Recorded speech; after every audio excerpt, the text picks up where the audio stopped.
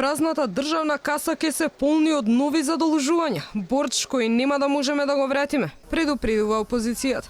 Председателот на ВМРО ДПМН Мицкоски тврди оти со лаги за реалната економска ситуација, за просечната плата и за странските инвестиции, власта се обидува да ги прикрие скандалите.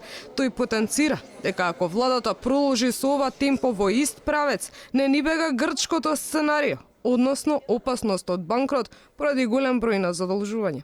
Моментално, како што стојат работите, одиме кон такво сценарио. Ако продолжиме неконтролирано да се задолжуваме, имаме два избора. Првиот избор е да ги сведеме на минимум капиталните инвестиции. Впрочем, тоа и во некоја мерка се случува, бидејќи капиталните инвестиции се на едно многу ниско ниво, рекордно најниско ниво од тоа што до сега било пракса во минатото, и второто е да продолжиме да се задолжуваме до момент кога ќе не можеме да го сервисираме довод. Инаку нема друга алтернатива за овие авантуристички политики на Зоран Заев.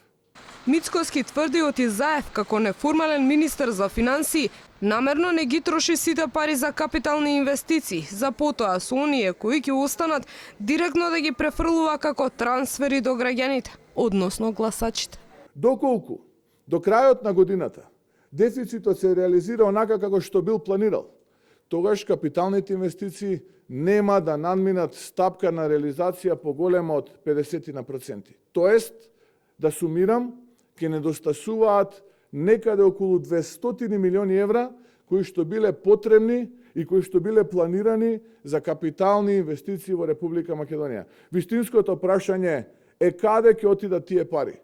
Тие пари ќе отидат преку трансфери во обидот на Зоран Заев да ги заскрие ненародните криминални политики кои што ги води неговата влада и да месеци пред избори се обиде да игра на картата на кратко помнење кај граѓаните и истите тие да ги корумпира преку таков тип на трансфери. Во последните извештаи, Европската комисија и Светската банка критикуваа дека на владата и треба поамбициозна фискална консолидација, државата да внимава како ги троши јавните пари и да ги реализира капиталните инвестиции.